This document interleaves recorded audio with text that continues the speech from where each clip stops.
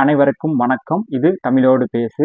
இங்கிலாந்தை வீழ்த்திய இந்தியா 150 ரன்கள் வித்தியாசத்தில் அபாரமா வெற்றி பெற்றிருக்கு. இந்திய அணி தொடரையும் 4-1 என்ற கணக்கில் கைப்பற்றியிருக்கிறாங்க. இந்தியா ஏற்கனவே 3-1 என்ற கணக்கில் ஆல்ரெடி இந்த தொடரை கைப்பற்றிட்டாங்க. நேற்று கடைசி மேட்ச் மும்பை வான்கடே மைதானத்தில் நடந்துச்சு. டாஸ் ஜெயிச்ச இங்கிலாந்து இந்தியாவை பேட் பண்ண சொன்னாங்க.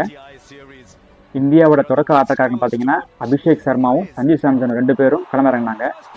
ஆரம்பம் போதிலே பார்த்தீங்கன்னா சஞ்சு சாம்சன் அதிரடியா விளையாண்டாரு. 7 பந்துல 16 ரன் எடுத்து ஆட்டம் இழந்துட்டாரு. அதுல ஒரு பவுண்டரியும் 2 சிக்ஸரும் அடங்கும். மற்றொரு ஓபனரான நம்ம அபிஷேக் சர்மா இங்கிலாந்து பந்து வீச்சாளர்களை திணறடிச்சிட்டாரு. ஒவ்வொரு ஓவர்லையும் 6ம் 4ம் பறக்க விட்டாருங்க.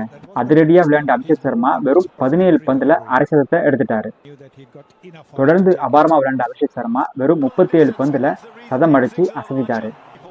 மறுமுனையில அதிரடியா விளையாண்ட திலக் வர்மா 15 பந்துகள்ல 24 ரன் எடுத்தாருங்க. அதுல 3 பவுண்டரியும் 1 சிக்ஸரும் அடங்கும். அதே போல நம்ம சென்னை சூப்பர் கிங்ஸ் பையன் சிவம் துபே பாத்தீங்கன்னா 13 பந்துல 30 ரன் எடுத்தாரு. அதுல 3 பவுண்டரி 2 சிக்ஸர் எடுத்து ஆட்டம் இழந்தாரு. அதிரடியா விளையாண்ட நம்ம அபிஷேக் சர்மா பாத்தீங்கன்னா 54 பந்துகள்ல 135 ரன் எடுத்து ஆட்டம் இழந்தாரு. அதுல 7 பவுண்டரியும் 13 சிக்ஸரும் அடங்கும். முடிவுல இந்திய அணி பாத்தீங்கன்னா 20 ஓவர்ல 9 விக்கெட் இழந்து 247 ரன்கள் எடுத்தாங்க. இங்கிலாந்தோட பவுலர்கள் பாத்தீங்கன்னா கார்ஸ் 3 விக்கெட் எடுத்தாரு. மார்க்வுட் 2 விக்கெட் எடுத்தாரு. 248 ரன் எடுத்தா ஜெயிக்கலான்னு சொல்லிட்டு இங்கிலாந்து விளையாண்டாங்க. இந்தியாவோட அபாரமான பந்து வீச்சுல பாத்தீங்கன்னா வெறும் 11 ஓவர்ல 97 ரன்கள் மட்டும்தான் எடுத்தாங்க. 150 ரன்கள் வித்தியாசத்துல இந்தியா அபாரமா ஜெயிச்சாங்க. அதிகபட்சமா இங்கிலாந்தோட பில் ஷாட் பாத்தீங்கன்னா 23 பந்துல 55 ரன் எடுத்தாருங்க. அதான் அதிகபட்ச ரன். அதுல 7 பவுண்டரியும் 3 சிக்ஸரும் எடுத்தாரு அவரு. சால்ட்டை தவிர வேற யாருமே சரியா விளையாடலங்க. அது ஒரு அடுத்தபடி பாத்தீங்கன்னா ஜேக்கப் பெத்தல் அதிகபட்சமா 10 ரன் எடுத்தாரு. மற்ற எல்லா வீரர்களும் சொற்ப ரன்கள்ல ஆட்டம் எடுத்துட்டாங்க. காயம் காரணமாக பல மாதங்களா விளையாடாம இருந்த நம்ம முகமது ஷமி நேற்றைய போட்டியில அதிரடியா பந்து வீசி 3 விக்கெட் எடுத்து ஒரு லாங் டைமுக்கு அப்புறம் ஒரு கம்பேக் கொடுத்துருக்காருங்க. இந்த மேட்ச்ல பாத்தீங்கன்னா வருண் சக்கரவர்த்தி, அபிஷேக் சர்மா, சிவம் துபே இவங்க எல்லாருமே பாத்தீங்கன்னா தலா 2 விக்கெட் எடுத்து இந்த வெற்றிக்கு முக்கிய காரணமா ஆனாங்க. பேட்டிங் பவுலிங் ரெண்டுத்துலயுமே அதிரடியா நம்ம பிளே பண்ண நம்ம அபிஷேக் சர்மாக்கு தான் man of the match award கொடுத்தாங்க.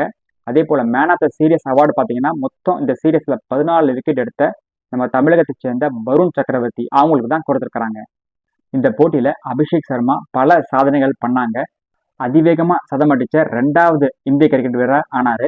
முன்னதா பாத்தீங்கன்னா ரோஹித் சர்மா பாத்தீங்கன்னா 35 பந்துல சதம் அடிச்சிருந்தாரு. அதுவே ஒரு சாதனையா இன்னமும் இருக்குது. நேற்றைய மேட்ச்ல அபிஷேக் சர்மா 13 சிக்ஸர்கள் அடிச்சாருங்க.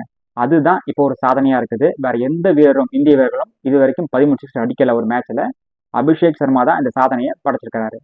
அபிஷேக் சர்மா பண்ண மற்றொரு சாதனை பாத்தீங்கன்னா T20 போட்டியில சுப்மன் கில் தான் இது வரைக்கும் 126 ரன் எடுத்து அதிகபட்சமான அந்த ரன் எடுத்த சாதனையை படைச்சிருந்தாரு. அந்த ரெக்கார்டையும் இப்ப அபிஷேக் சர்மா பிரேக் பண்ணிட்டாரு. எப்படியோ இந்திய வீரர்கள் அபாரமா விளையாடி இந்த சீரியஸை வின் பண்ணியிருக்கிறாங்க 4-1 என்ற கணக்குல.